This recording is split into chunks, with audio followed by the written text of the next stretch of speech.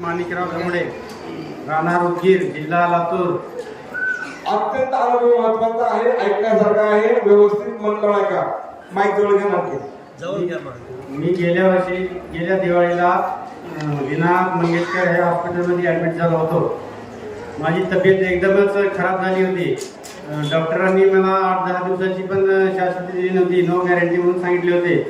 मग हे माझे साडू आहे, त्यांनी अगोदरपासूनच महाराजाच्या याच्यामध्ये सेवा करते. त्यांनी महाराजांना फोन करून बोलवून घेतले. महाराज काय येऊ शकत नव्हते, तरी पण वेळ काढून त्याने दिवाळीच्या आदल्या दिवशी येणं म्हणलं तर कोणालाही शक्य नव्हतं.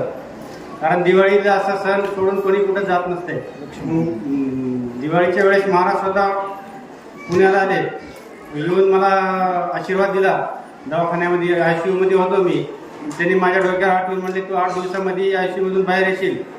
मग 8 दिवसातच माझा निदान लागला आणि मी 8 ते 10 दिवसामध्ये ICUच्या बाहेर आलो.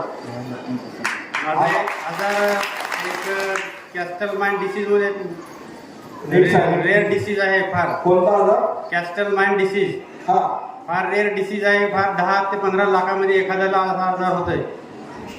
आजार काही मोठा नाही, पण निदान लागत नव्हता. निदान न लागल्यामुळे माझी तब्येत फार खराब झाली होती.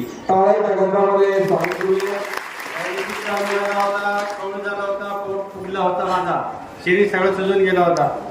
पण महाराजांनी जेव्हा आशीर्वाद दिला, त्या 8 ते 10 दिवसामध्ये तू बरा होशील, बाहेर येशील ICUच्या म्हणले तरी 8-10 दिवसामध्ये माझा निकाल लागला. म्हणजे डायग्नोसिस झाला माझा आणि लगेच 8 ते 10 दिवसामध्ये मी बाहेर आलो.